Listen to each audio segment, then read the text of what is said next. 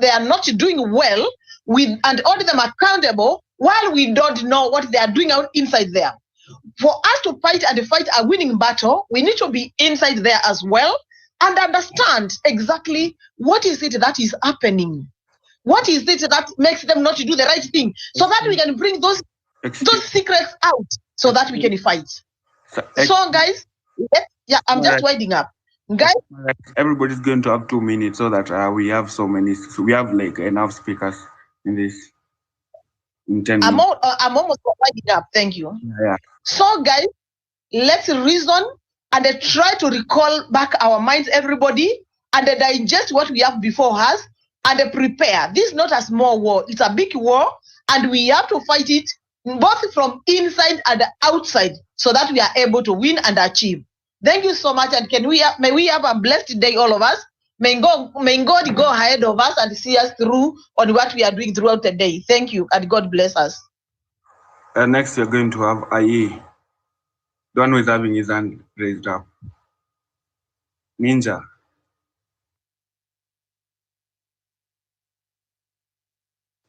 Hi guys, can I speak?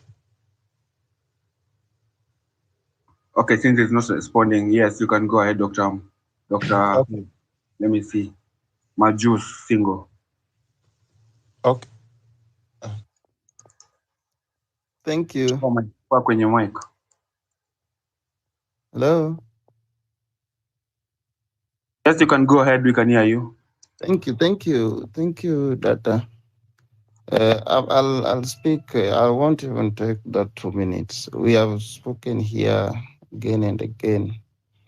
Let me appreciate for yesterday first. It was fantastic. I can't say we didn't achieve. We achieved. And we have achieved a lot of things. We are being appreciated from every corner in this country. Most of the people who are now not turning out, because we have made them at least have something. What I'm going to say, it is this. We are dealing with politics, and let's not pretend. Let's not assume. We must be flexible. We must accept to take different angle so that we win. We cannot be having one formula of having a meeting in this space, then plan a protest, then move on. While these people keep on changing their games, we have to change our game. Fail to do so, we might fail to achieve what we want. Remember, I believe what we want first is good governance. We want a Kenya that we want. We want a better Kenya. We want a good leadership.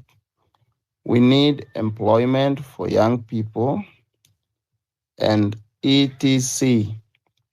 Lastly, we want the President Ruto to go home. But how are we going to achieve all this? It is high time, I think, KOT, if you are there, Afrocentric, and many more, even Marco Ure, and let's have a physical meeting. We need to know each other again so that this thing so-called leadership, when you speak of talking of leadership in this space, people fear that you will be scattered. We need to have some leadership so that we have good plans. Today we are being defeated. Like yesterday, all the roads were barricaded. I'm sorry, we can plan for next time if we meet. If you know, we can communicate to meet. So thank you for you are supposed to summarize. Actually, it's 2 minutes. Thank you, and let me just cut it from there. I don't have much to say. I'll be listening. All right, thank you. So next, I'm going to give teacher. Put your hand up.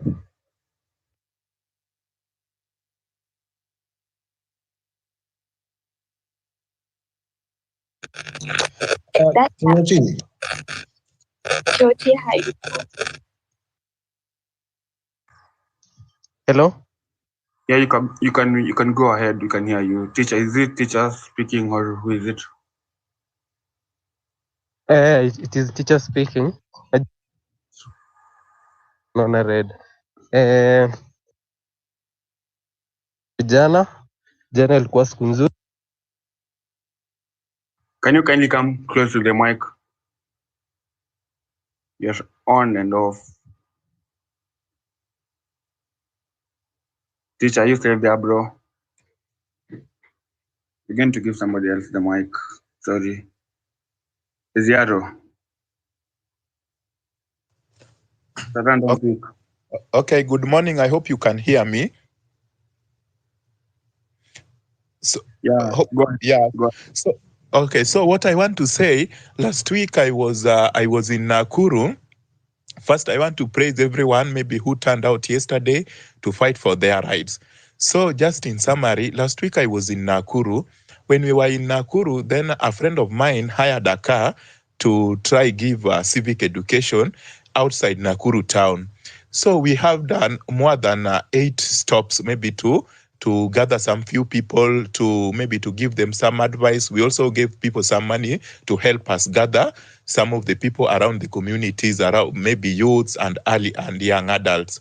So this is what we realized. I realized out of everyone we spoke to in all these 8 stops where we were, maybe we only got one person who was able maybe to access the Twitter or maybe the X. So if everyone we were talking about, according to them, if we try to talk to them, maybe do you sometimes join Twitter or maybe TikTok spaces, these people told us that unless maybe we hear the information maybe from Facebook or maybe from our friends who are in town. So I came to realize that the reason why sometimes this our revolution in when we don't do a proper civic education, it may not go far because many people in the ground, they are not well informed. Because if we come to spaces, our spaces are mostly joined by people from outside Kenya and few who are civilized in towns.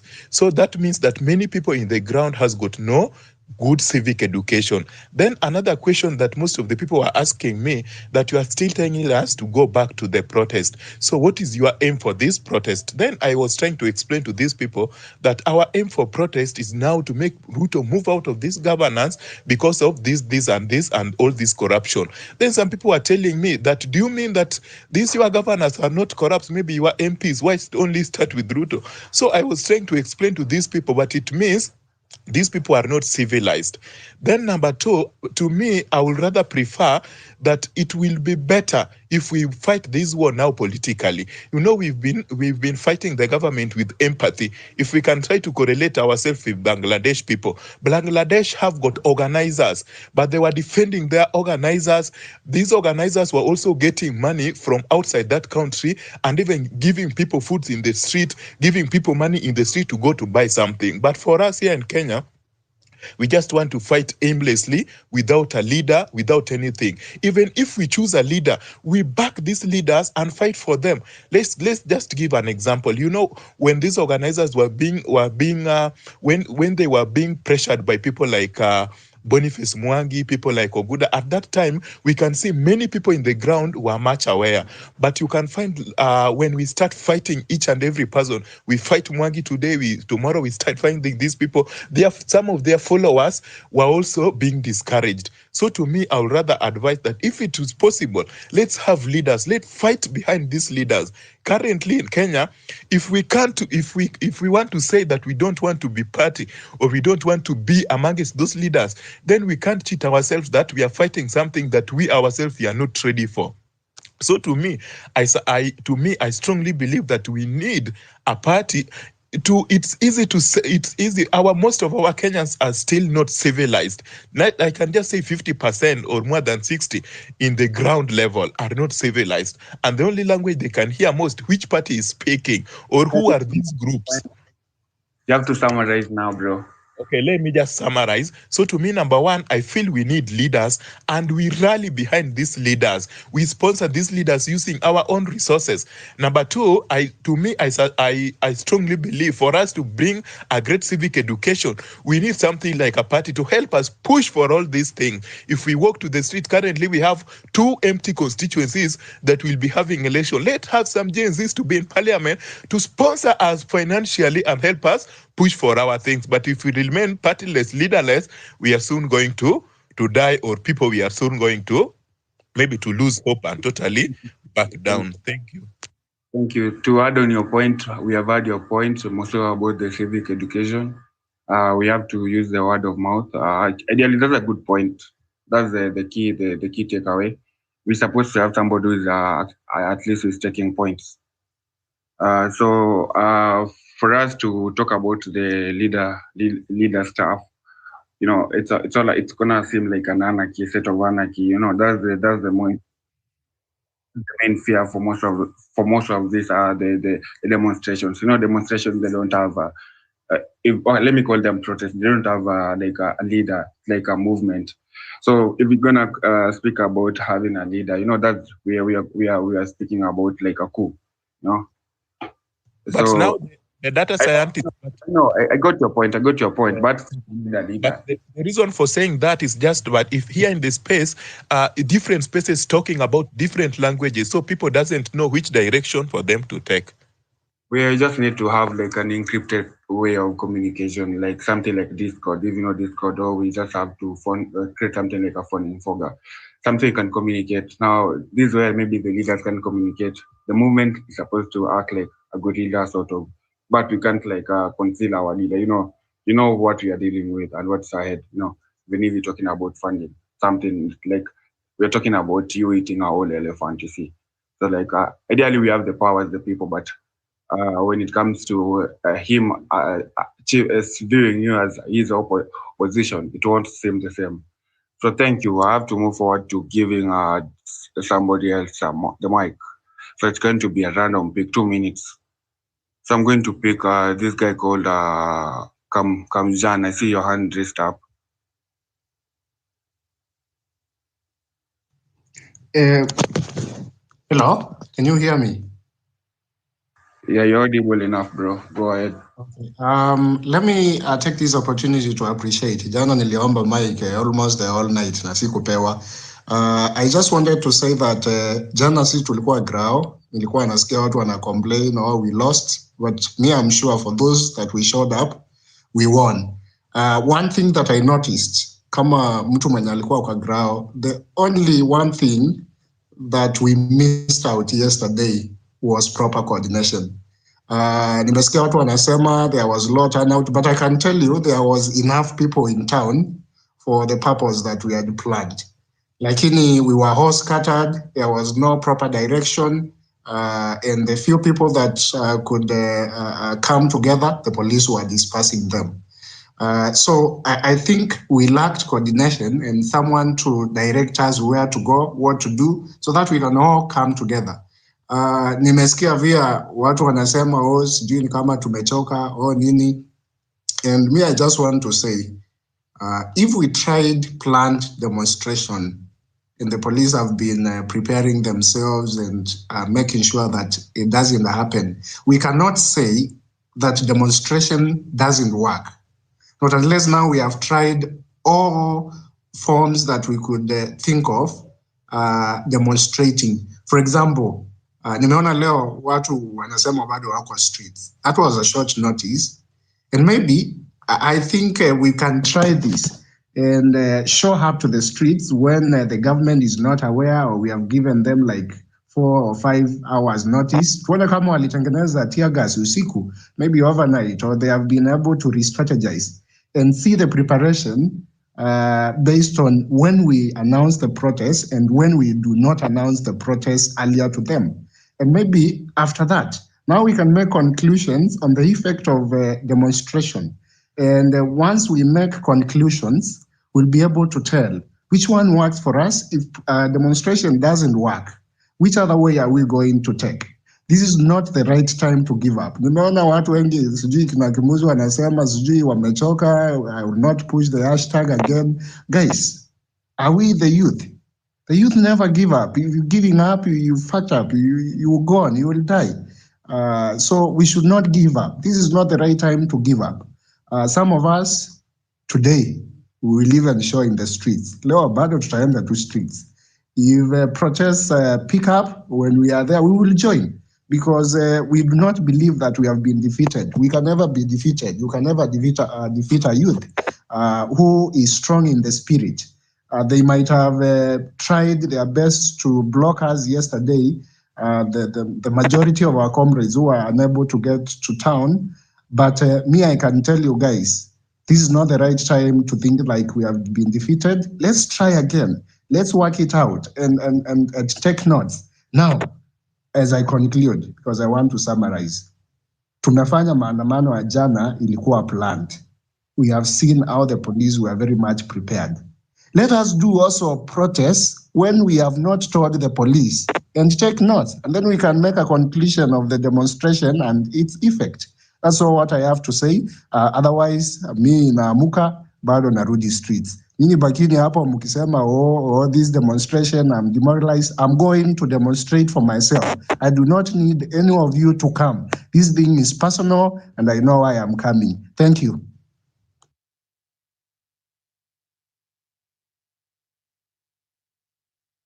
That was amazing, bro. It was a good speech, and you are brief about your thoughts. So that's what I'd recommend. And we've taken the point, and we're supposed to take this to heart. Supposed to take it strategic.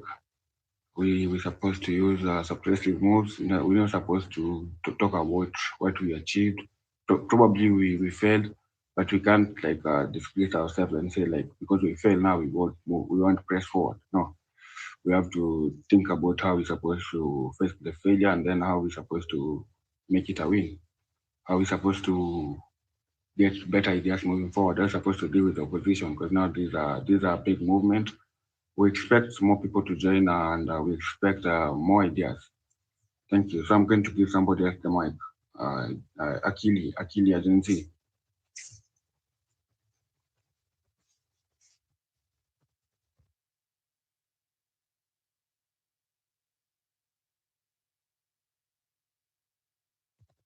Akili Agency, are you still there? Or I'm going to give somebody else. There's a 1 minute, some like 30 seconds recall. So let me see who I'm going to give. Doctor has already spoken. Seems there's an issue within connectivity. If you can still hear me, guys.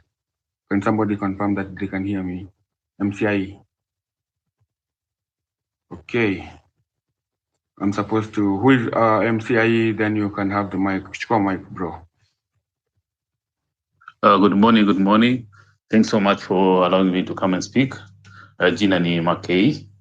My submissions ni kwamba let us not reduce these spaces to like the likes of Bunge Wananchi, where KOT is a speaker and sijui nani is a chief whip. Tunakaa tukiongelea my ideology, Mr. Speaker sir, no. Kuna wale ambao wanataka parties. Martha Karua has been coming online because of what? For space kwa sababu ya nini? Martha Karua is the only party sahi ambayo iko na presidential candidate and doesn't have an MCA, doesn't have an MP in parliament. This is a chance. Wale ambao wanataka kufanya the political way to join Martha Karua. Martha Karua is with us and I support her. Kwa hivyo tusifanye kwamba hapa tunakuja tunaita tu shadow ministers wa nini, shadow minister of that. We'll be just talking politics. And KOT, I think I heard you say kitambo kwamba Nane Nane is the way forward. Kwa hivyo I don't see kwa nini tunasema ati tunapani leo. No? We guys hata tukachukua hii mazungumzo tukaifanya Vatican where the NIS hata infiltrate, we make a good plan, itakuwa solid, ni sisi wenyewe tunajua, but finally you have to tell a friend who will tell a friend, and among that the NIS pia watasikia. So it's just as good as tuongee tu kila kitu hapo, unaelewa? And guys, we are talking about kwamba tuifanye let us do it like in a surprise way ambayo NIS hawajui. Now, there are people who came from up country. They're still in Nairobi. Mabasi zitatoka saa 4 saa 5. Okay, this is the time. We need to see in street side. Why should we? All the roadblocks are out. I support that. Yeah. 20 streets, bwana. 20 streets. All the roadblocks are out now. Polisi wamerudi nyumbani. Shida iko wapi? Watu hawajarudi Ocha bado. They're still in Nairobi. I think the hashtag to be changed from Ruto must go to let's go to the streets right now. Tushuke tuingia street side wapate nini? Unawares. The mass is there. But I know there are a lot of people who are watching it on screen waiting for that critical mass. If Gen Z wakianza kusonga wakianza kwenda watakuja kufuata. If Gen Z hawajasonga watawacha. Unaona? So let us not wait. KOT ulisema, and I can quote you, and you and kina Paulino and Ayo, you say that tarehe 8 is the way going forward. Sio ati ndio siku moja. Kwa hivyo kama mnakuwa mnasema tunataka surprise attack, this is the time to do a surprise attack. Tuingie sahihi. Na Madam Josephine anasema kitu kingine pia which is also kama tutaweza every evening kio tunangojea mabasi kwenda nyumbani from duty where saile kuna rush, we can also do some demonstration. Lakini ile surprise mnataka say this is the right time. Tuingie streets. Wale wako karibu na manini na police station kama nini, you make those mbao tulikuwa tumeambiwa mbao tunaweka msumari zinarushwa kwa barabara zimekuwa painted black, ile polisi kipite inakuwa tubuliwa matairi yote. Let us go to the streets, guys. You wanted a surprise attack? Say ndio wakati imeland. Sorry KOT for opening the mic for myself. Wacha ni report ya kwamba kuna watu marafiki zangu walikuwa wametoka Mombasa, niko nao hapa, walikuwa wamekuja hata na manguo za kukambo. Wananiuliza kwani kitu yenu ilikuwa joke? And that's why me nilisema tutatokelezea streets. And like he said, this is the right time. Everybody is off guard and we need to show up right now. Right now, let's change the hashtag. Let's go to the streets. We are not giving up, man. People have traveled. Najua kuna watu wengi wako huku Tao hawajarudi kwa sababu jana hakukuwa na magari. Let's change the hashtag. Let's show up to the streets right now and let's take notes. Please guys. We can't give up at this hour. We can't. Please, let's show up. I still sustain that. Powerful. So, KOT, I hope you're there, bro. I hope you're that. I concur with the brothers. I think we should take it to the streets again. We were not supposed to come back home. It's just that you saw how those guys they were chasing after guys. Now we're supposed to like mobilize ourselves. We're supposed to like move in numbers. You know, we're speaking about numbers, 5K, 20K right now. Like I don't know how many people have joined this space right now. We're supposed to take it to the streets and it's supposed to be like we need numbers, you know. And it's supposed to like we're supposed to move as a unit the same way that we saw our brothers on the other side they were doing. So that the point is taken, and maybe it's supposed to be around what time right now is around 8:21. So KOT, you should just send me a DM, give me your thought, I'll give you the mic, and then maybe you should mobilize something. Yeah. So next should I give who the chance? Let me see. Who was it? Akilia, somebody. Akilia, Gen Z, do you want to speak? Let me jump on one submission.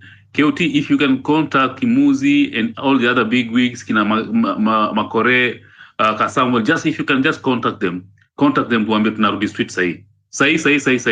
Polisi wamepewa lance jana. Sahi wamelewa wako na ng'ombe. Let's go to the street. That's it.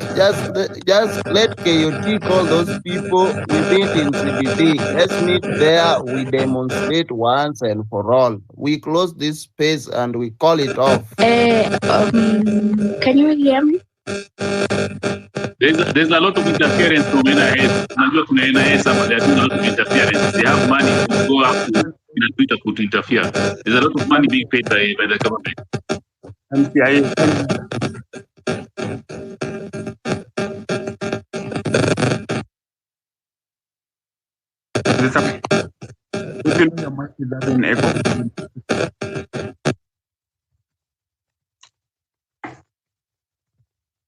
Okay, there's somebody who is having echo. There's somebody who is having echo from his end. That's why I had to mute everyone. So ideally, let me. I was supposed to. Oh, data science. Can you hear me?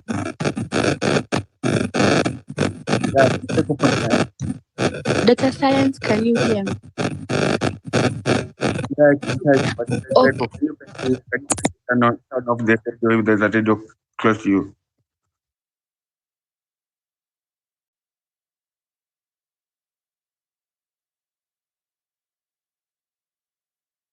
Take your DM. Alright.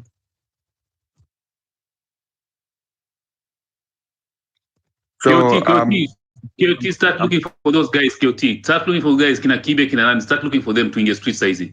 KOT, tunakwambia hebu piga hizo simu, anza ku DM watu, we go back to the streets. The police are asleep. Hawajaamka, jana walipwa allowance yao. They are drunk. Wako na hangover. Twende street. KOT, tafadhali try to start contacting guys. Try to look for kina nini, kina Kasamuel, kina Hanifa. We are going within 1 hour to the street side. We are ready. We are ready. Let's go. We are ready. We are just waiting for that. Hata si tunatoka, hata msipotweet hivyo, we are going out because we are prepared. So mimi nataka to, please guys, let's show up. Those guys are not prepared right now. And yesterday we were disappointed. We were very frustrated. And this should be a very, very strong comeback. Hata wao wasituone hivyo mazee tumetumiwa vibaya. Please KOT na kina Kimuzi, ongea na hawa majamaa.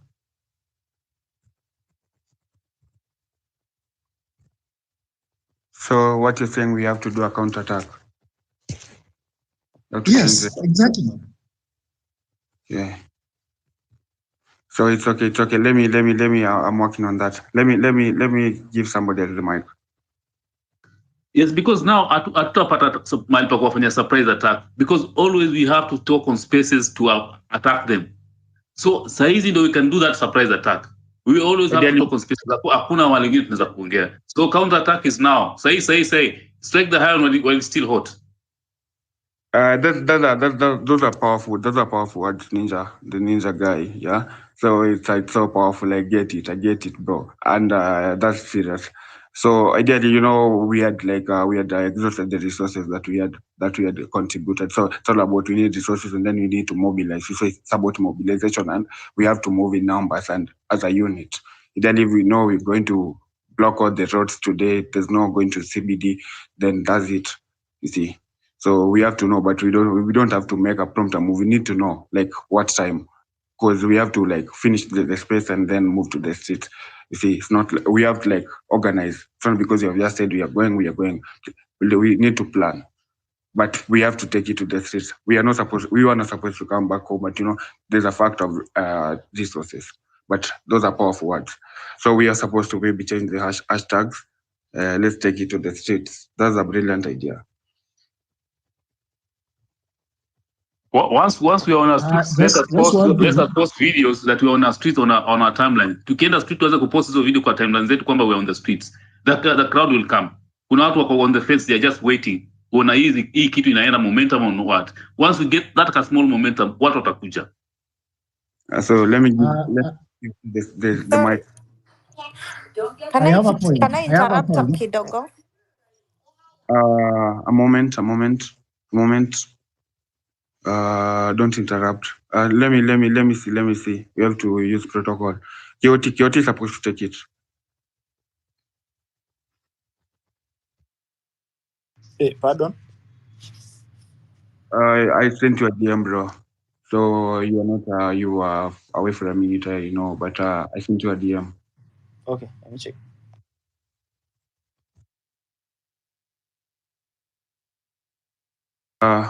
Joy, you can make your point.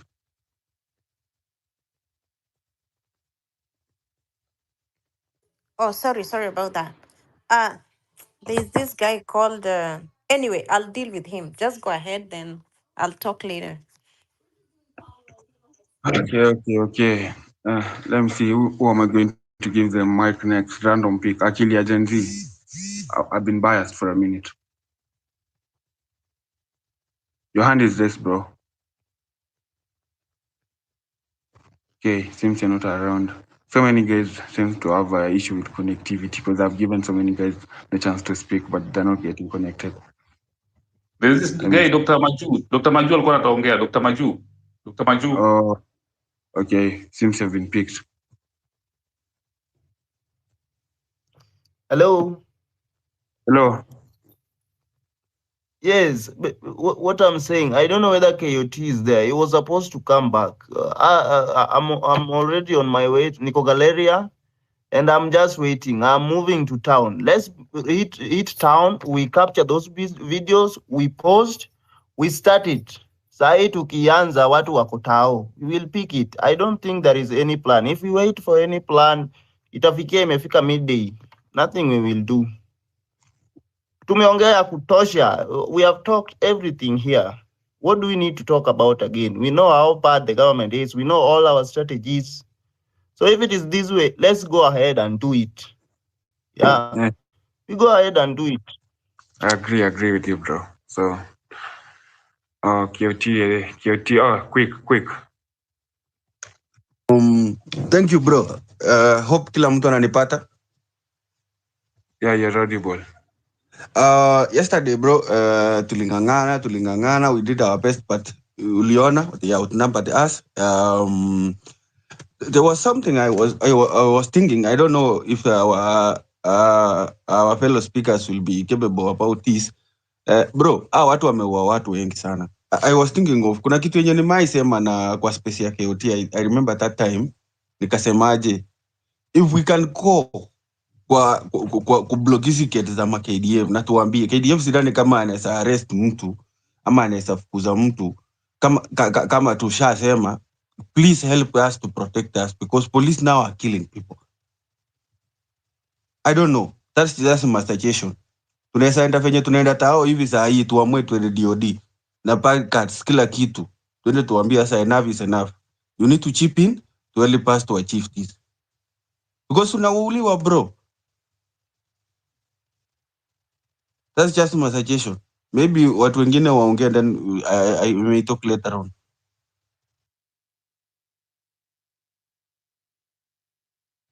I have a point. KOT, if I can be heard. Munanisikia? Tunakusikia. No? Yeah, so my point is, because I know people are ready. See at what work already. We do not want to repeat mistakes that happened yesterday. So if we are tweeting right now, we are going back to the streets. Let us agree wenye tuko hapo, wenye tutakuwa kwa ground, wenye tutachukua mavideo tuambie watu ni wapi exactly watu wanafaa kukuja, and kama ni Uhuru Park tutoke Uhuru Park marching or wherever, tao anywhere you guys are going to say, ikuwe ni mahali specific, ndio watu wasiingie kila mahali tu polisi watuma mbio waskate people. Let's have a place where we are going to converge. At least tuseme isikuwe hapo CBD katikati, somewhere tu hapo State House. Yes, somewhere nje kidogo ndio tutoke hapo tuingie town when we have numbers, when we have converged ourselves, and again let us have like a communication channel. Jana there was no coordination at all. Tulingangana huko River Road, tukafukuzwa huko, tukakimbia Kimathi Street, tukaenda tukapigwa huko. Huyu Bungei akikuwa hapo archives, nilikuwa hapo, nilipita hapo, and it was very scary. Please let's have a coordination. Niliona mlikuwa mmesema tutatumia Zelo. Sijui ilienda wapi, sijui watu walilalia wapi, and right now it's almost 8:30 saa hii. Tukijipanga vizuri tuseme by 11, isikuwa ati tu ni mbali sana, hao watu watajipanga. Wacha tuweke pressure, ikuwe 11, tuseme 11, kila mtu akue mahali fulani na we tweet. These guys nakwambia hawana tear gas. Hiyo tear gas hawana saa hii, iliisha. Hata jana majioni ilikuwa imeisha kama hawakutengeneza usiku. So tukue na hiyo plan, tuende to converge hapo, let's carry our placards. Mimi natoka hapa nyumba saa hii, please guys. Sijui kina KOT wanangoja nini, kitu inafaa kuwa ishafika already. I raise my case. I think Uhuru Park will be the best for us. For now wachachua tutaenda wapi, so the better place ni Uhuru Park because hawezi jua watu wanaenda kama wanaenda kazi, tutoka Uhuru Park kama tuko group kubwa.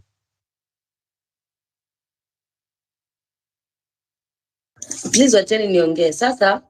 Mi bedhe salute kila mtu mwenye alitokelezea jana, big ups. Niliongea na watu huo mwenye wakutokelezea, nimejamu, nimekosana na kila mtu huo mwenye wakutokelezea. Morara, good to see you on this space. Bro, usikufe moyo.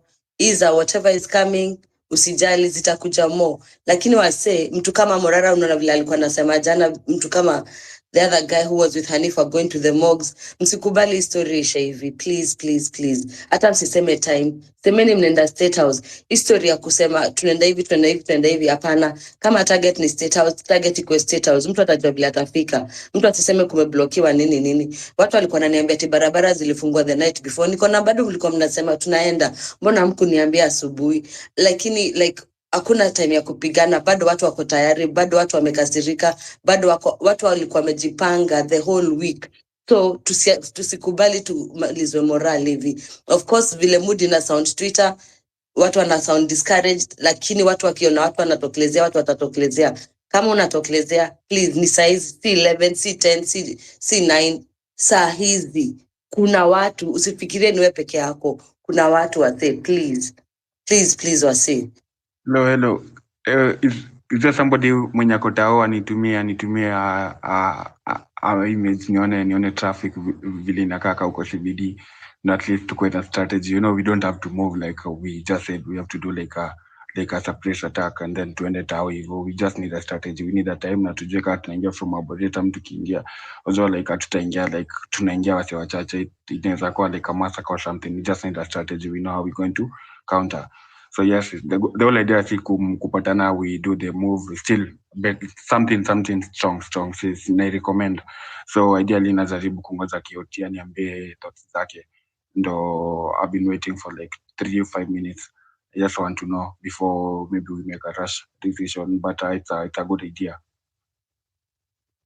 Traffic in town is normal. Watu wanaenda job, traffic is normal. Watu waende kama ni Uhuru Park, mkae kama watu wawili as if ni wale jobless, unakaa pale. Tukiona tu hiyo crowd imeanza that place is now full of people, we just wake up and say Ruto must go, na tunaanza kwenda. Jana kama mliona ma CS, all CSs were brought brand new Prados 2024. One Prado is 20 million. Zile Prados za CS wa zamani, what was the problem wangepewa? These guys are opulent. Hakuna vile watasikia. There's no way we can take them to the ballot. Twendeni Uhuru Park, sasa tumeamua ni Uhuru Park, mwende mkae kama uko na best yako kaeni. Paka tutaona watu wamekaa Uhuru Park wakutosha. Tukifika tu pale nyika enda mpige stories zenu. By 10 o'clock. Kama huyu sister ametoka kusema hapa hakuna ngoja mambo after by 10 o'clock tumeamka. Watu wapande matatu vile wanapanda wanaenda job, wakianguka destination ni Uhuru Park. Endeni mkae tu. Endeni mkae paka hiyo namba itoshe. Then we wake up. Okay. Thank you so much. So tume agree by 10 a.m. kila mtu anafaa kueta au I don't want to give lawyer Morara, I don't want to give him a chance. Nilisikia ako kwa hii space. Nataka apeane thought yake about hiyo demo do I show him down yesterday. So I want to know vile aliona the movement ilikuwa and how what do we need to work on, and as we try to march back to town, what do we expect and how are we supposed to approach this? Yes, Kibwa, so let me see where you are.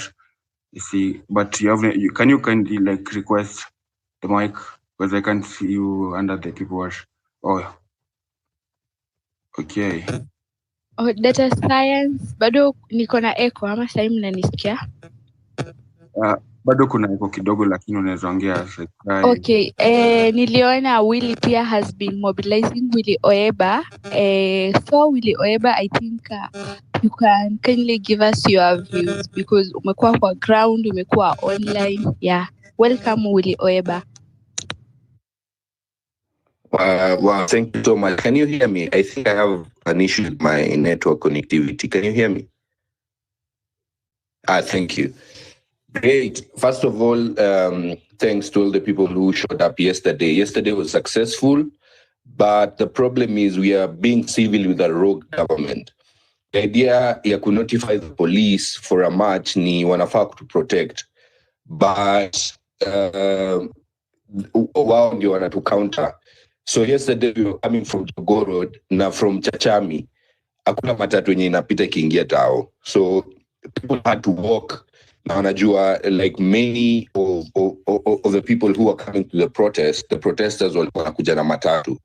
So I really support the idea surprise attack. Like we need to just be in town and do our stuff, because now the police don't want to counter. We don't need their protection, and our department are goons. So we need to organize and not agonize. Like we need to organize, and we need to be resilient. This is not a short game. It's also a long game, and watu wenye wanakufa moyo wakisema we have not achieved. We have achieved so much. I was in town yesterday and people are so many. The strategy to tulikosa.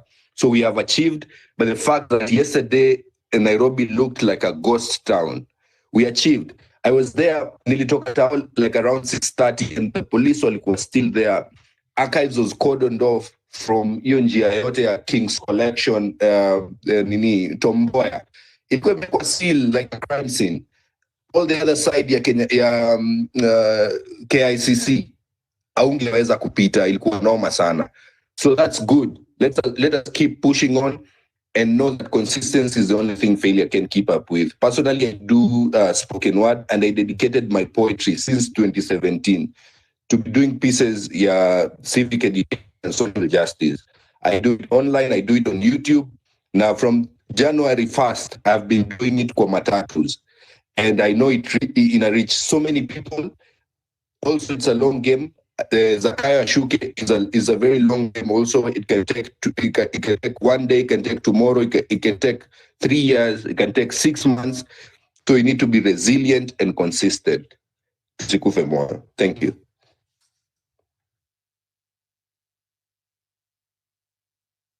Thank you, bro. As we wait for KOT to act, let me give Willie Oyeba, but we are going to be taking it to the streets. I don't know if you saw. I don't know if I've already edited, like done an edit on the hashtag, but I think it's not complete because I'm using a normal X account. So maybe KOT, you can help me with that. You can just edit the hashtag. Can do an extension. Maybe Willie Oyeba can speak. I've already spoken. I've spoken. Okay. So let me see.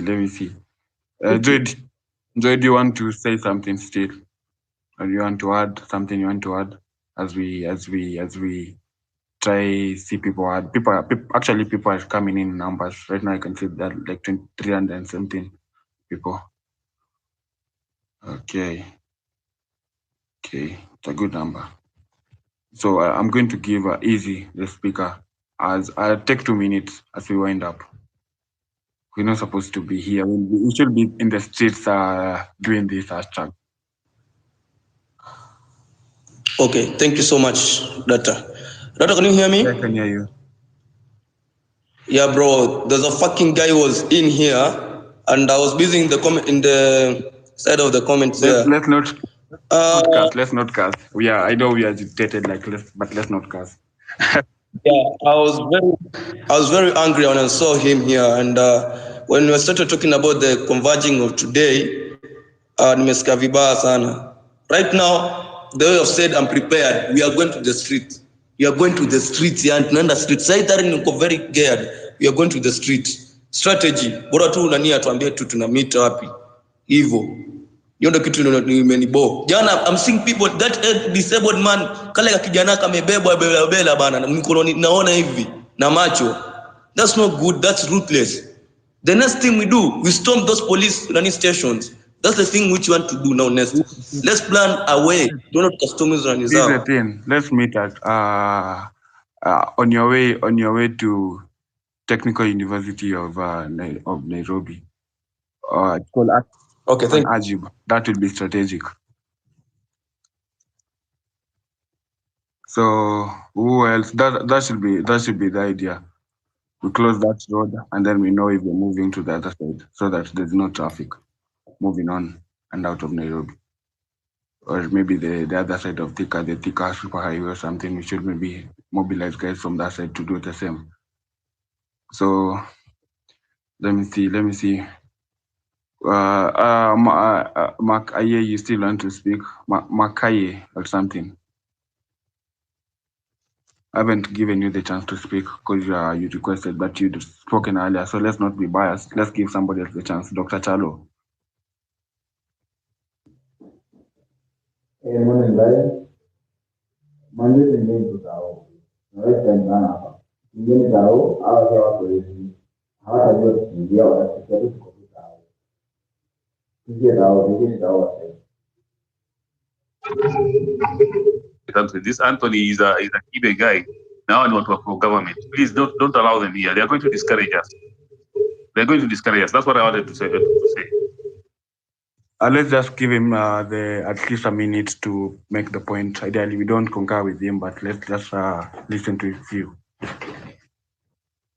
But Maze, we're being democratic hapa tunapatiana watu rights. But if you go to their spaces, they will not give you a right unless you have a blue tick.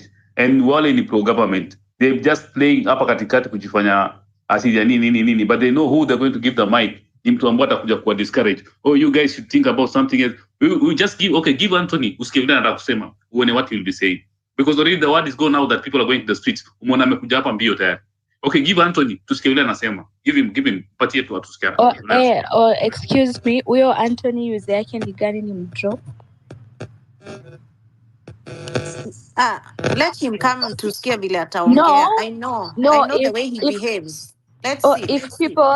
If people are against him, just drop him. You don't need discouragement at this time. Just drop him. Okay. Is the one with Dr. Chalo? Or I can't recall. Is Dr. Chalo? No, he has gone. He has left. It's called Anthony. He has left. He had a red He's shirt. not here. Ametoka. Yeah. He's a weird guy anyways. You're right. Yeah, let's know our enemies. Let's know our enemies because it's like a game of chess. So we have to know. Ideally, I know we might have been having other numbers here, but we still choose to work. It's fine. So, Joseph.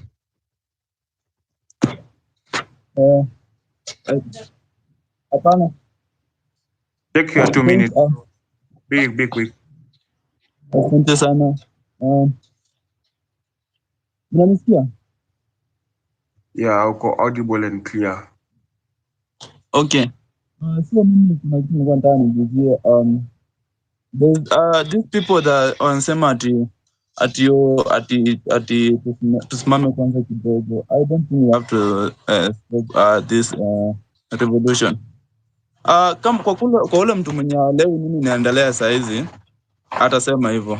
But now mwenye anajua revolution ni kusema nini is just like kila kitu inasimama, economic, everything. And kitu tunafanya saa hii ni revolution tunaifanya because ukitangaza saa hii maandamano bidii kote kunafungwa, business zinasimama, and that is what we want.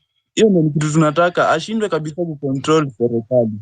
So inafaa tuendelee tu hivyo, tuendelee as more tukiendelea tukitangaza maandamano zaidi so that hizi vitu zisimame.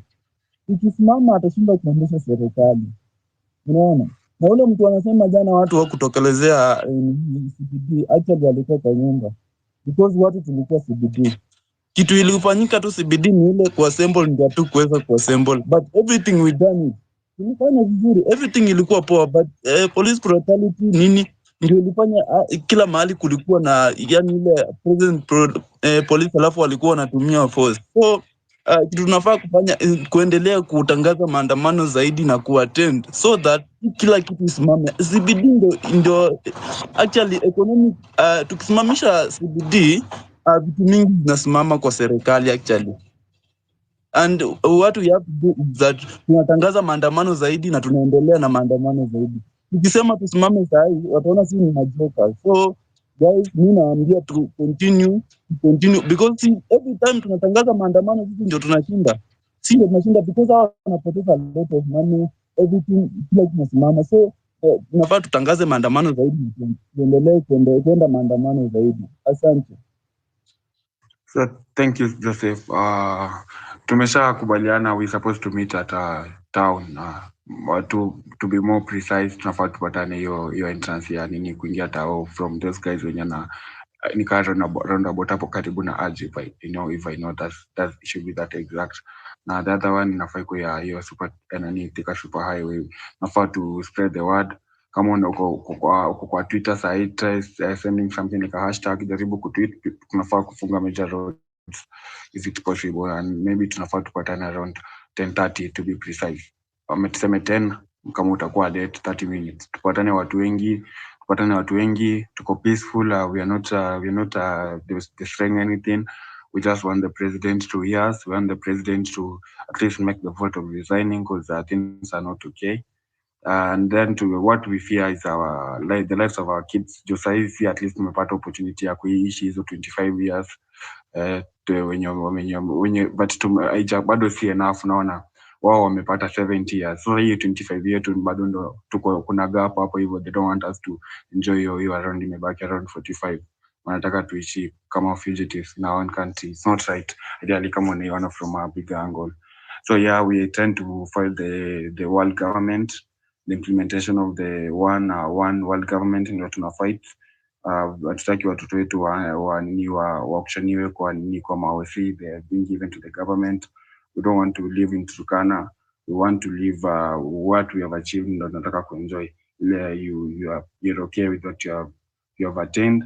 Taxes tutawapea, but at least wakwe realistic. So yeah, those are among our cries.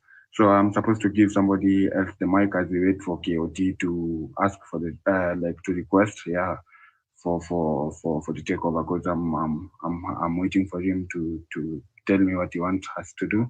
And then I kindly, even this space, kindly try spread the word of mouth using X. Jaribu kutweet hapo hivyo, let's take it to the streets, that's the hashtag. Try reach out to your friends. We need numbers. I know right now kuna watu wameshaingia tao, so around 10:30 at least, let's think about meeting in town to convene. We are peaceful. Our symbol ni maji, flag ya Kenya. Then kama kuna polisi yako kwa hii space, you need to know your right is being violated. Bro, there's no way unalipa 20k a month alafu you still going to beat somebody mwenye anaweza kutolea hiyo form ya 20k a month like in one sitting. Nugget is just trying to tell you, bro, think big. Let's think like pawns zenye zinataka kuwa queens the other end. Yeah, so that's the idea. So we don't want to live like the middle class. We want everybody here to have a good life, to have their kids going to the best schools, to be able to afford the basic needs. We don't advocate for the whole idea sisi kupushiwa to more central places juu tuna deserve right ya ku own land in Kenya because we are Kenyans. So that's what we are crying for. And then we're going to give somebody else the mic. Acha nisiongee mob juu ya enga, nipea mse mwingine mic. Nani Dr. Let me add one thing. Let me add just one thing. Police wanatuambia amja to notify that you are going to andamana today. Niwaambia kwamba tuliwa notify jana na jana mkakataa tuingie town. So tunakuja kwa ile ya jana ambao mlikataa tuingie town, because police will tell you have not notified us to you're coming from andamano. Wataanza hizo story. Tuambie hii ni ile ya jana na jana mlitukataa tuingie town. Mlieka roadblock. So now tunakuja kumazile ya jana. Na kitu kingine si lazima hata tuwa notify tunaenda tao. Ideally inafai kwe tumepanga, because we are the people, we are sovereign to our country. Like constitutionally tunafaa tuandamane juu tumeamua we are going. Hata tukiamua ni 100 days. Tufai kuambia, it's not like we are trying to put a law to too many need to some notice to the court tukiwaambia we are going to demonstrate. It doesn't have to be the case. So Gen Z, okay, Dr. Juma, I will take your 2 minutes, bro, and be quick as we try to see what we can do today. Okay. Thank you for your time and for giving me this chance. Mimi ningependa kusema kwanza, hata tunavyosema eti hao polisi tuwaambie, hata jana walituzuia tusiingie, kwa hivyo na hata tukiwaambia tu watajiandaa zaidi, kwa sababu jana tulikuwa pale Tomboya hapo, kukawa na polisi ambao walikuwa hawajavaa hata sare, walikuwa wanakuja na nguo zingine za nyumbani tu. Nadhani mtu ambaye anatembea nataka kusikiza unaongea nini, unazungumza nini, ukishazungumza nataka ku arrest. Vitu kama hizo hatufai kuambia. Then mimi kitu moja nataka kusema ni hii. Tumesema tunakutana mahali fulani. Mimi ningependa tukuwe na mpango ambao ujue watu ambao wamekuzingira kando yako ni mtu ambaye unajua. Kwa sababu saa hizi naona hii serikali ya hao watu, kwa sababu sasa saa hizi serikali si ya mwananchi, inatumia mpango ambao wanatumia watu. Kuna watu ambao wanatembea wanataka kusikiza vikundi. Mkijikusanya kikundi hivi utapata mtu anakuja nataka asimame pale asikize mnazungumza nini. Na hao watu ndio wako na nia ya kuja kuingia ndani na kujaribu kuweka vurugu, kufanya mambo yaonekane kwamba maandamano yetu sio sahihi. So kwa hivyo mimi ningependa hata tukifika pale, hata leo tunapoondoka, kwa sababu mimi naondoka na kuja saa hizi, tunapofika pale unafaa uangalie sana kwa karibu ni mtu yupi ambaye uliye karibu na yeye, na uhakikishe kwamba ni mtu ambaye si ametumwa na serikali kuchunguza nini kinaendelea. Alafu saa hizi najua namba ya watu wanaingia town job kama kawaida, na hizi namba tunafaa tupush, tukifika pale tusukume wale wote ambao watakuwa town, najua watakuwa wengi, na tuende kama ni hiyo State House, tuende na lengo moja, tutokee pande zote, kama hiyo Mombasa Road, hiyo Thika Road, pande wote ambao unatokea, tukuje na tukutane. Hiyo ndo ningependa, na mawasiliano ya kuwe, tusikue ati tuna utofautiano katika mawasiliano, haitaleta uhusiano mwema. Asanteni. Thank you, Dr. Juma, sorry. So the key takeaway is we are supposed to convene a place moja, and then the good itakuwa better kama tutashikana mikono, tukue pamoja, tushikane mikono. Tutabeba maji, make sure your phone is charged, make sure you have something yenye utakula, beba flag. Kama tunaweza kwa hivyo pia kucontribute some cash juu tuna expect wase waumie, the worst case scenario. So ingekuwa better kama tunaweza kuwa na resources, mmoja wetu atakuwa anajaribu ku take care of wase wenzake, kitu kama inaitwa Red Cross ya sisi wenyewe, juu watu expect kusaidiwa na government kusort story. So nilikuwa nafaa nipe mse mwingine mic, but before nipeane, ninge encourage sana, ukienda leo, make sure you have your friend with you, be like 1 or 2 guys, don't go alone and be close to each other. So that's better. Na acha kukimbia, hata tufai kukimbia, we supposed to face those guys kama tuko pamoja, tukimarch forward, si wote, like itakuwa better. Na hatufai kuwa tunakimbishana, kama wanatusha the nini, let's just keep distance, but we keep moving forward.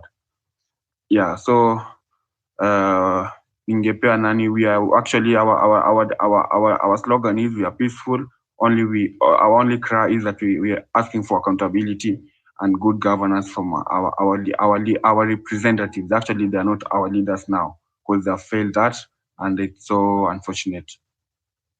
Mzalendo.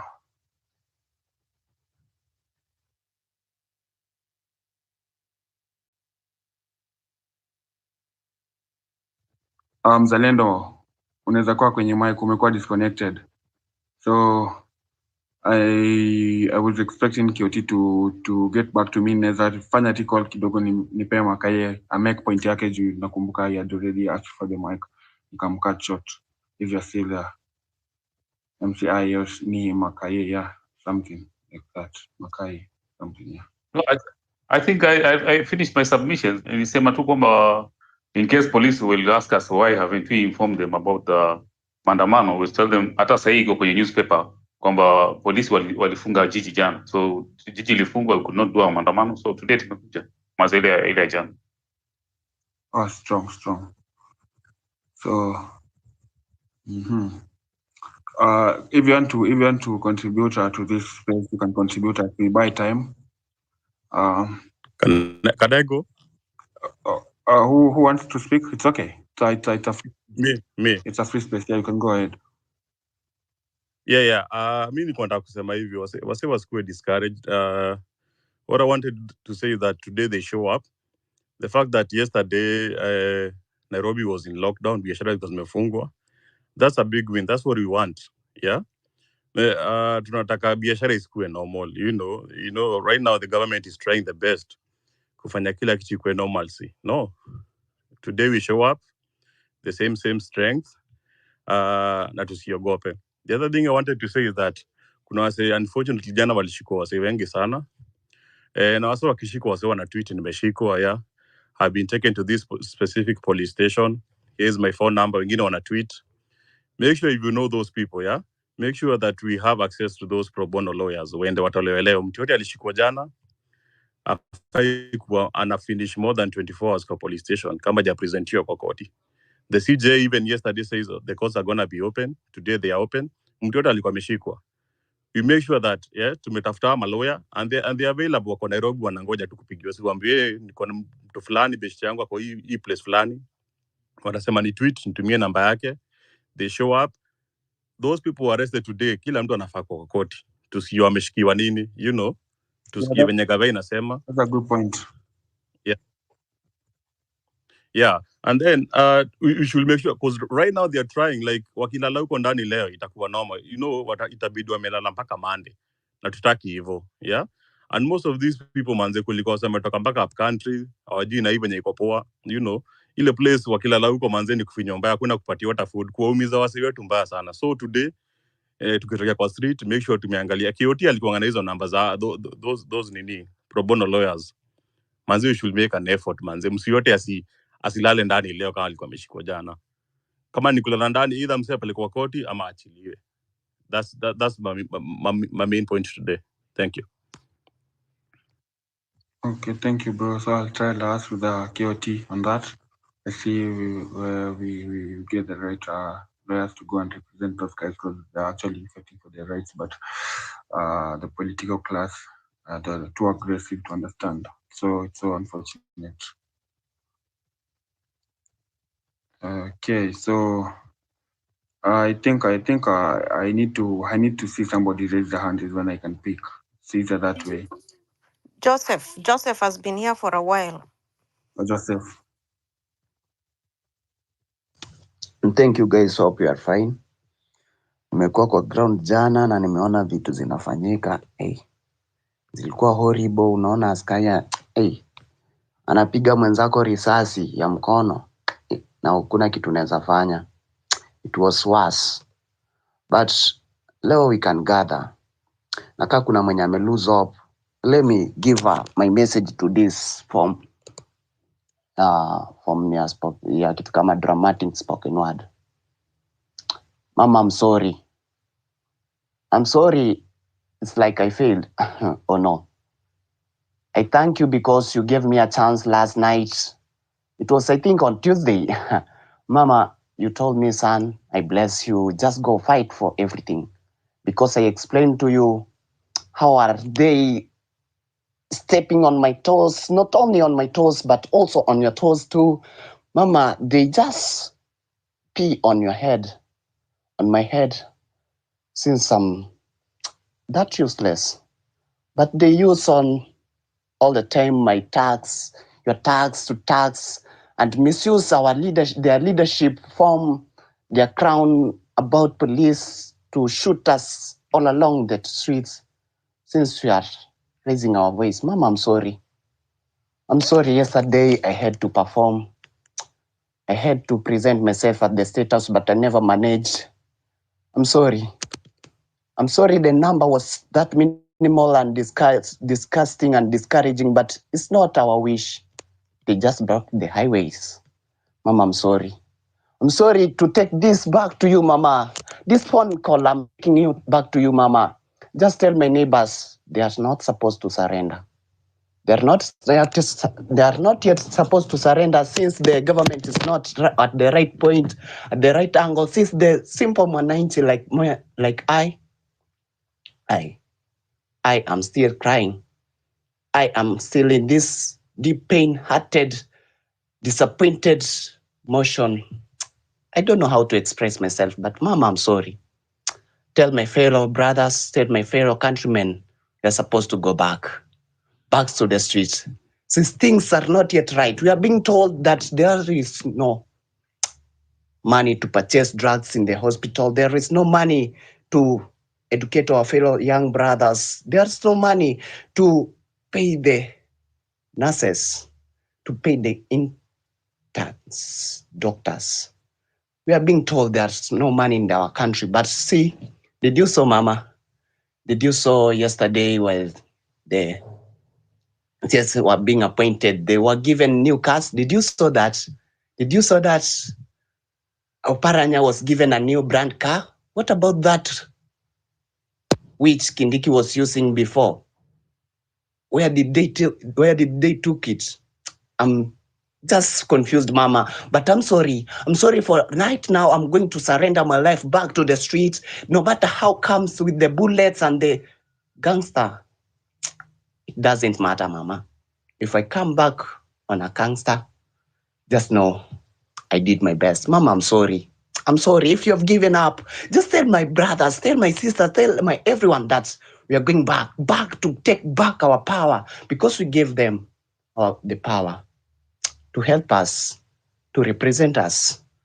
But what they gave us back, it was just a pea on the head. What they gave back was just to put 10,000 kg on our simple leg, on our simple toes, and they just laugh, saying clap, and saying that we are doing the better, we are doing the better, we are coming for you, we are doing the better, we are doing the better, so that we can remain silent, that you are doing the better, we are doing the better, so that everything can shut. See, they are grabbing our lands. Yesterday they shot at me, but next to me, but I could not do anything since I had no power. They had the gunshot, they had the guns, they had the tear gas. But why? Should I remain silent, Mama? Should I remain silent, Mama? But no, you told me I'm a giant. I'm a giant on my motherland. I'm a giant. I'm a giant in this motherland. I'm a giant. I'm a giant not to hold back, but to go and fight still. I'm a giant. But if I die in a battlefield, just to remind my brothers to take back my casket home, sing the song of victory. Remember, they're the same history. They have to keep that the same history. Remember that they're the same hero. They have to go and fight back. Rex never died in vain. That's why I'm going to the streets. Others never died in vain. That's why I'm going back to the streets. There are 247 never died in vain. That's why I'm supposed to go back to the streets. And I know on your back, I know you used to carry me and tease me, but the government is carrying me on their back, but not teasing me, Mama, again. But what they're doing is just anonymous. What they're doing to our country, Mama, is just unexpected to the natives of the land. But remember, Mama, we live and die in Africa. And this is our country. We have to go for it. Friends, we have to go for it. Just raise that one hand and go say, we have to fight back. We have to go back to the streets. No matter what comes may, we have to fight back. And this is the moment, no other time. Respect. Thank you.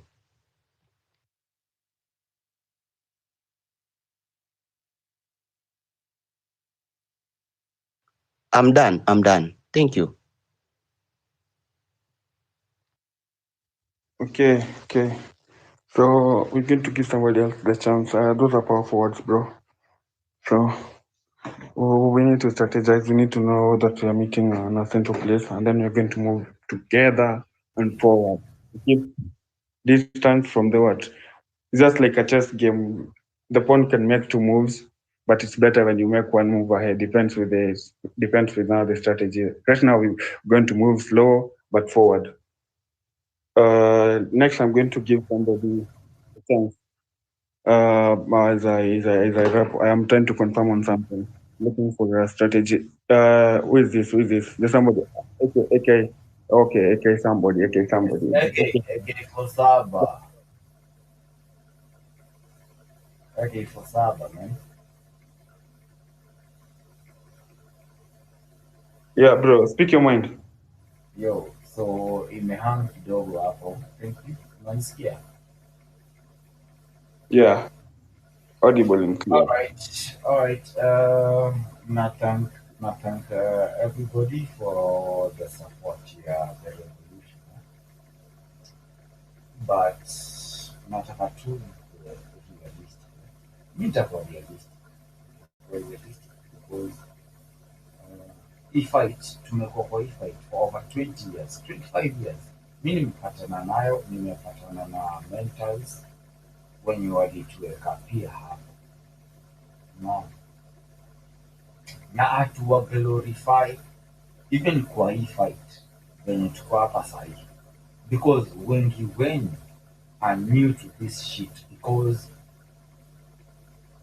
I don't know, maybe it's the spirit venye iko tu sahi, but kuna wengi wetu wenye walikuja even before us Watu kama wakina Ngugi wa Thiong'o, maze a prophets, wenye waliandika hizi vitu kwa kitabu, vitu zitatokelezea leo. So anyway, tukikuja kwa mambo ya application of this revolution, kutumia this search of spaces, of course itafika.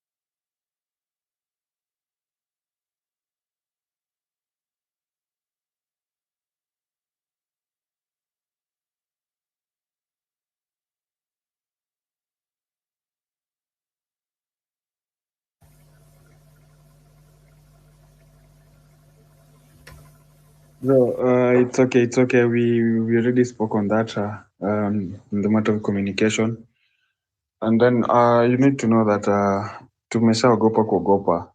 Tumeshamaliza kuogopa. Right now, bro, we have like nothing to lose. Like we're going to make sure that tuna take care of maybe kucheck our six each time tukijua. That's why we're saying unafaa kumove pamoja. Make sure your phone is charged. Make sure you share the hashtag. Make sure you're recording when you're moving with your friends. That's when we can do easy monitoring, and then we know that we are peaceful. We don't want to cause havoc. We just want we are crying for good governance. The enemy, we already know his tactics. We know he's an aggressive player. Then we have to get a different sort of strategy. We don't have to use an aggressive move too, but we can improvise. So I want to give the chance to Bob Liams, if you're there.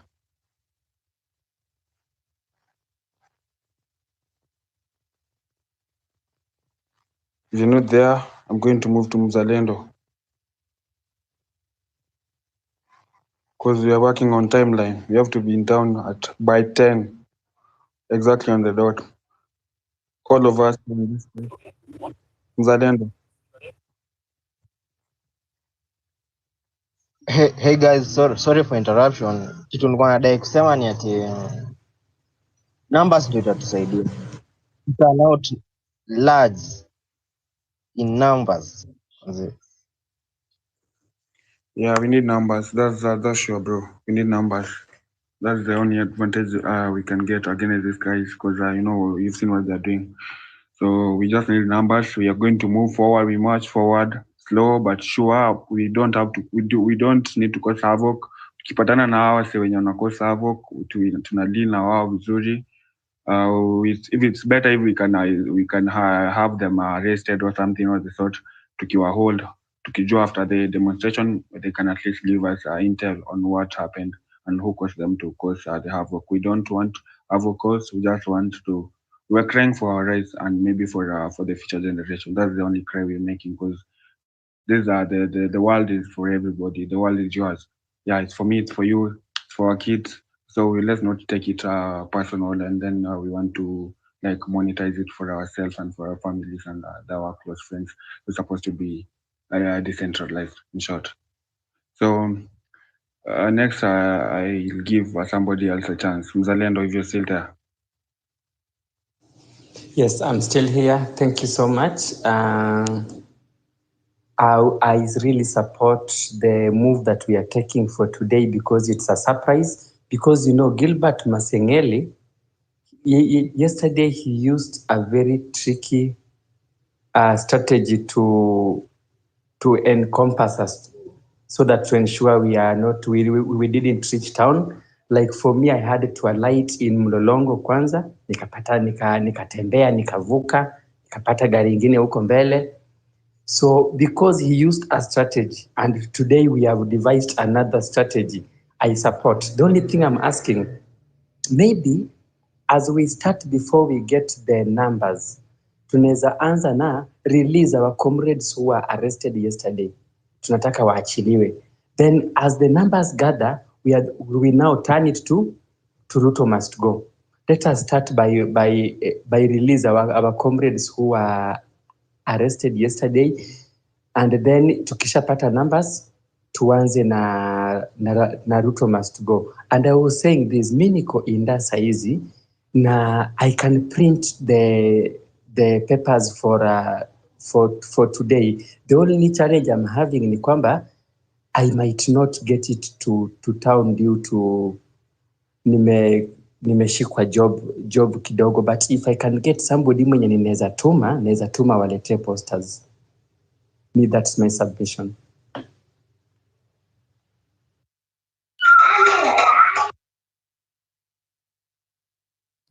It's easy. That's easy. We can actually we can give a Bolt bike. It's easy to locate us. So So nipatie mtu mmoja. Yeah, nitakuambia just DM me. We thank you for the offer. We expect more people to give us maybe honest contributions. We know that we need resources so that we can at least tell if somebody is hurt or we need to re-energize as we move forward. We can do it as a group together. So yeah, as we wait for KOT, I'm giving Future the chance to speak. Thank you. I hope I'm audible. Is it Future speaking? Okay, so now, on the other hand, what I want you guys to do, I want you guys to make press statements, like write me documents, like those guys who are on the ground, send me documents, send KOT documents, people speak, because the international community needs to hear our voice. What I am doing, I have connected with other youth political parties in Africa and Europe and in the UK. So people, what I'm doing, I'm circulating everything and I'm sharing our voices. Let's share our voice. Let all these documents fall somewhere. Yesterday, I was tracking the movement through social media and collecting all the data of everything that was happening, the police brutality to the people, to the journalists, to everyone. But you people speak. Let your voice come out there. Even those posters, I'm sharing everything. Give me documents that I can share with the international community, because these people, they are more networked than us. So they're the ones speaking. They're the ones telling the Undersecretary of State, this is what is happening in Kenya. She's going to State House. She's not coming to the streets. But us in the streets, we need to find modems of passing this information to get to their offices.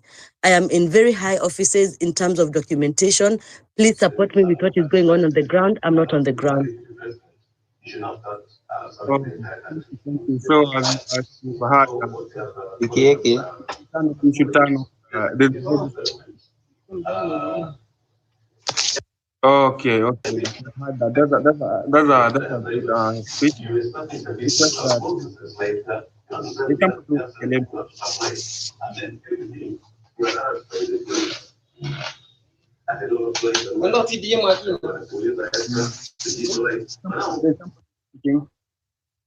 Bill, mute your mic.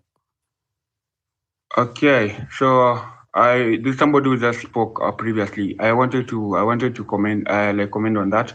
It's better, guys. At least when you're trying to post from the ground, try like you tag the hashtags of people like the Anton Blinken. Okay, the whole idea is that we want these guys to step down, but we also don't want the Americans to guide us, because we can make our own policies. Yeah, we would appreciate that we work with something like BRICS, but it's better that we implement our own policies, because there's so many smart guys in Kenya itself who can work on the technology sector, the energy sector. We can just utilize our own resources. So the idea is we want the other side to know that we don't want the leader they gave us. So that's the message. So that is we don't want Ruto. So the message is we want the UN, the IMF, and the United Nations to know that we don't want our leader to be our leader. So we want to take back our power, because it's sovereign, it's our right. And then we're going to make the decision as we constitute the IBC. We see who is going to represent us. It's very simple. We don't want if the other things are gonna come, like he's supposed to face a court of the ICJ or within Kenya, that's still okay. But for now, we request him to step down and let us focus and see what we're going to do next. Who is going to lead us next as we wait the constitution of the IBC. So Okay, excuse me. Let me request something. Those people who are tech savvy, if you can get me that recording of what he has just said, I will really appreciate. I'd really like to share that to all the platforms that I have. Thank you. Thank you. So next, I'll give somebody. I want to give. We have to move quick and then start. I want to go to expert now and see so many hashtags that entail whatever we have listed here. If we are together, hopefully we are working together, all of us. We can't expect the case because it's not always the case. But let me just hope from at least a neutral point of view that we're working together and we have a similar enemy. He's not our enemy, but he's okay. He's still our enemy. He's mistreating the Mwananchi, which is not okay because Mwananchi is the owner of the country, as the word says itself. Mwananchi, Wananchi. Like it's very simple. We elect those guys to represent us because not all of us can be leaders. Like not okay. The few people are chosen. You see, so that they can lead. Not all of us can go to parliament. So you see, that's the idea. So, but then they're taking that on a different view. Their perspective is different. They're so powerful than us, but they've misunderstood. They have misunderstanding of the whole thing. So I want to give somebody else a chance to speak. Flonyaga, take your time. Hi guys. Mnanisikia? Yeah. Okay. I would like to congratulate those guys who came out yesterday. I was one of them. Nilikuwa nimefika Tau by 7:30. I was there, and it was a bit disappointing at the end of the day because people didn't come out as I expected. Personally, I got an injury on my leg, so I don't think I'll be able to come out today. But it's not a serious injury. I'll zapaka two deep hit and then I'll be okay. I'd like to support what Mzalendo has said. I think for today, as we go out, let's also be able to fight for the guys who were arrested yesterday. Because I saw KOT, jana alijaribu kuraise pesa ya chakula, and then when you alienda kwa police station, those guys walikata hawa watu wakule food. That was very bad. Those guys are hungry hadi saa hizi. Hata hatujui kama wamekula breakfast or something. So I think maybe we can rally something and go up nje ya the police station where they are and shout until those lawyers who are coming to be released hadi watolewe. We can say there tukae hapo chini kwa police station, we shout, release our comrades as we continue with the journey of Ruto must go, because what he did yesterday was divide the media. He decided to hold the inauguration yao yes jana ndio all the live TV can go to that ceremony, so that all the live TV can go away from the maandamano and the horrible things they were doing to us yesterday town. So I really think that it would be a good idea if we went to police station hapo nje with those banners that Mzalendo has said is going to help us print. Tuende tuzichukue uko inda. We come, we raise them up to camp hapa kwa police station nje, release our people. We can carry some food if watatikia tuwapewa kule. We don't come out of that ground until those guys are released, because like you said, if they're not released today, hadi Monday. Can you imagine wakika uko hadi Monday, guys? And some of those kids come from Kakamega, others are from Kilifi, others are from like far ends. They don't even know anyone here probably. They are scared. Maybe they're not even allowed to access their phones. Let's guys do that, because if we do not fight for them, people will start being afraid when they go out on the street, they get arrested, afu wanaachiliwa hivyo. Like, let's fight for each other as we continue to fight for the country. That is my nimemaliza. Thank you. So umesema wako police station gani, most of them? Ama kama unaweza sema, na kama kuna msee mwenye ako hapa hivi, kindly communicate na KOT, hata na mimi, just say those guys have been arrested, na tunge appreciate sana kama kuna msee Okay, I was thinking, I don't know, I was thinking there was a list that KOT had jana, sindio? And maybe maybe we can try and amongst ourselves we can try and see, maybe go to other police station tuone kama kuna watu wengine, cause we don't really know each other in a personal basis, but maybe kuna wengine walipelekwa different police stations. Maybe we can try and come up with a group which would be responsible for finding out all those things as we continue protesting for their release.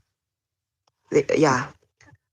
Thank you. Maybe we can go to maybe common police station in town, maybe like Kamkunji, because I saw somebody tweet about Kamkunji and maybe the other one was Central. Tuangalie, but lazima pia tutayas na manini na some good lawyers. We know what they are arrested for. All of them they're not going to be arrested for the same case. So we just read the OB. We know how we're going to deal with that, and then let's choose to speak less when we're going to it's okay to approach them from a lawyer perspective. That's why we have to have lawyers, so that we know what we have to say and what we don't have to say, to avoid any confliction of ideas. Yeah, so next I'll give another guy a chance. Excuse me, Data. Yesterday I had Ndego from another space saying that today he'll be shughulikiaing all those people, especially the list that was released by Caswell. Maybe if we have contact Ndego and Jiro, we can be able to communicate with him, because he probably knows this process properly. He can be able to advise us on. Okay, that's okay. So, Joy, if you have the contact of this guy, is it possible you share that because you need to have we have to be like one person. So then it's possible to counter the enemy. So if you have these contacts that those guys are requesting, anybody who has the contacts, unafaa kuzikuwa umeziweka hata hapo hivi kwa chat, umesema these are the contacts you should be sharing. I know this guy alikuwa arrested, ako this police station, ameshanipia phone call, so itakuwa easy ku counter for those guys wenye walikuwa actively ukijaribu kutu free from the fugitive. So itakuwa easy that way. Hatuwezi juana si wote, but itakuwa better kama we follow each other when you're posting these things. Just make sure that because it doesn't cost it doesn't cost you to follow somebody. You see somebody follow you, follow back, so that we get it's easy to have a neural link. We are connected. So when there's something like ikifaa huko hivyo, unajua uta receive information because we are interconnected. But kama ufollow wase wote, kuna vitu zenye utamiss. Alafu pia kuna hiyo na propaganda yenye inaspreadiwa na gava, wana choose kitu ya kutuonyesha yenye itakuwa easy kwa sisi. Ideally sahii wase wengi wenye kama umeamua umechoose kwa hii space, right now unafaa kwa able ku discriminate information. Unajua kuna information as much as iko available doesn't mean it is true. So we are aware right now, so lazima we have to know how to kubagua data yenye tuna consume.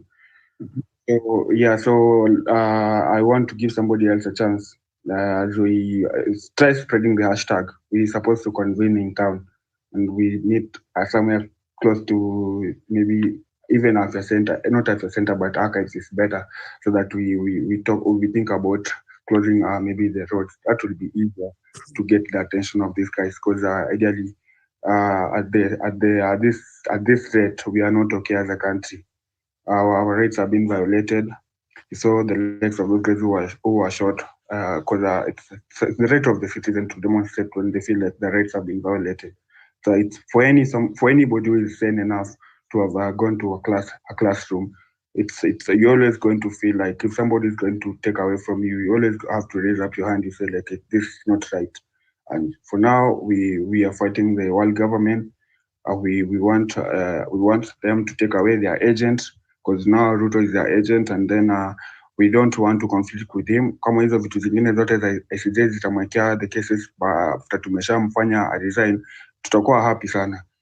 For now, let's try mobilize our friends. Make sure you come with 5 or 3 guys. Tell them, spread the civic information. Ukiingia kwa mat, jaribu engage most of those guys wenye wako dormant. Kama uko na these guys wenye they don't want to understand, at least jaribu kuwapea reason enough to understand, or just choose some sort of still lazima ikuwe tricky. Make it so obvious that one understand. It's called use a layman's language kumfanya understand. Yeah, so I'm going to give HCL chance. Nane, Data. Good morning, my brothers and sisters. Nashukuru, mimi ni already niko town, nimefika. kuna drizzling tu kiasi, lakini si vile. Mimi niko town tayari, so mkifika mtani alert. Jana tulifika hapo haka hips mapema, tukapiga malapsi pale, lakini polisi walikuwa wapatii watu chance. Wakiwapata watu kama 3 hivyo narusha tear gas, so waliturusha tear gas hapo, tulikuwa watu kama 10 venye tulikuwa tunakimbia, nikaanguka nikaumia gote, but si vile sana. Nimefika town, so nawangojea mkifika tutakuwa alert. Mimi niko hapa tu karibu na archives. Thank you, tunawangojea huku drizzling tu, lakini si vile. Thank you. Tunajaribu ku make sure that tuko wengi numbers. So kama uko kwa hizo groups, spread the hashtag kwa Twitter, jaribu kuishare. Acha nianze, kama unanifollow, acha nijaribu kuwa create some good hashtag yenye spread ta create attention ya wase wengi, because we need numbers. Ideally we need numbers. Ilikuwa possible hata tu we don't want to pay these guys. The problem is we want to like, ingekuwa easy sana kujaribu kuambia hiyo wase what's happening, like when our own, ingekuwa easy sana kuwa convince. That's the challenge we are facing, but try speak to those guys wenye wanajaribu kwa ignorant, because ignorance itatumes na power is like you can never request for power. Like if you see like players, great players, like let me take a good example, like somebody like Magnus Carlsen, or maybe there's another guy, the Chinese guy is an American. Those guys, they make good moves. That's why we identify them as good players in chess. Like there's something they do unique. You'll never say a good player is not a good player because you hate on them. See, if somebody is good, is good. So you have to appreciate and then move forward. But right now, the player that we chose to represent us is not performing. The player, he has a lot of mistakes, like his agility is low, the composure is not good, and he's a sellout. That's the idea. He's a sellout. So we need to take back the power, and as the people, we shall be powerful, and we shall remain powerful, because we are the people, and we are the sovereign people of any country. The people are sovereign. It doesn't have to be like you're democratic or you're Republican. It doesn't depend. But the people should have the power given to them. Just that all of us, we can't be leaders in this space. We need some guidance. That's why we have to have representatives. So I'll give Joy a chance to make a point, or that's better. Yeah. Thank Excuse, you, kuna data ile nani. scientist. Uh, Sorry about that. Go ahead first. We're going to give him the chance. Okay. No, I was just saying maybe the next person should be Jojo. He's been here waiting for a while, and Digby, and the next one, Nashipai. Thank you. Then Spider. Good morning, guys. Am I audible? You're loud and clear. Yeah. It's good to see you guys are still active over here. And as much as Jana, we came home and we were feeling a bit deflated, but hata mi nilikuja and I felt demoralized, demotivated, but then nikaingia spaces kusikiza tu, and guys cried, guys lamented, but guys still came out and they said we still managed to shut down Nairobi. And when you look at it, as small as a win that is, it's still a win. And unfortunately, a few of us at Walalandani, but it's exasperating as it is. My point today is mi atakuwa saizi niko rejuvenated sana. Jana nikiwa tao na nilifika mapema, I noticed macops walikuwa wengi, and they had locked out most of the feeder roads, which is a strategy. I mean, it worked for them. So my points are as follows. We need to go back to being unpredictable. And unpredictable, we, as much as we can, we want to riot even 3 days and demonstrate. It's a tall order. The only way it's going to be accomplished if it's by one chance to manage gather crowd as much as vile tuligather wase on the 25th. Already saizi most of the people are like, this mandamano is not gaining anything for them. They're not seeing whether we are going, and Ruto is getting bolder, and the government is getting creative. So we need to go back to being unpredictable. And as it is right now, gava imeamua kufanya vitu venye itafanya. So we take a step back, re-strategize. Gava is always going to mess up. Say they are just kiburi iko too much. So they'll give us all the energy and the fire that we need to plan something. Now, as we are planning some of these things, we can be talking here and analyzing and encouraging each other on the spaces. But our main strategies should be revealed one day before we execute. The second point is history ya kwendaga CBD peke yake. If we decide CBD, cops mobilize. Cops have the funds. The governor has the funds and he has the reach. They'll intimidate us. They'll come for us in our homes. So once they don't know they can't keep randomly picking one here, one there. So ideas zinafaa kuwa shared and the strategies finalized and then applied. So we need to be unpredictable, and we release the strategies, and then we also multi-focus on different socials. Venye watu wamekuja wakasema yenyewe tumeshinda space sana, we should also try and use akina Facebook as naive as and upuzi venye apiko, but kuna pala kwa Facebook. Facebook won't work, Instagram won't work. You should already be knowing that. No. Uko hivyo ni kushare kama clips ama snippets za nini za successful moves nini ama hizo makalenda nini ama hizo hashtag yenye iko na kaposta nini, at least just push tu huko. Okay, but ukwe venye unatuma, utatuma anything, not lazima ikuwe some vida yenye iko conceal. Kama utasend the message kama umeencrypt. Kama ni vida ni fiti hata utoe volume zoe. If those guys unajaribu ku send the message, the CEO utakuwa suspended, you know. The free speech, kuna hiyo aspect ya Elon alifanya, there's no censorship here information. That's why everybody is a free soul. Then also we work on verifying the people who actually frequent some of kama KOT. Saa zingine pipita naona pia saa zingine mi waga napitia hiyo space yake. Saa zingine nasikiza hii Tony Gashoka when I really want to hear how to think or how to when we want to look at things from a political perspective, from people who understand Gava and they understand some of these politicians. So my other point is we need to have like more than 3 strategies apart from picketing and going on the attack, because once we go on the attack, we get attacked. Gava will always come back and it will always be prepared to attack us. So the other thing is we also need to saizi Ruto na Rao wanataka kwenda kufufua the bombers draft. I can't remember it and I want to start looking for it and reading it. I think most of us should also do that, understand it, so that by the time wanakuja kutaka kucheza na hii constitution yenye imeshinda maprezo, ilishinda Kibaki as much as Kibaki ndiye aliichukua na ikashinda nani akaikataa, Uhuru akaikataa kuimplement. We don't expect Ruto to implement this constitution because even he voted no for it.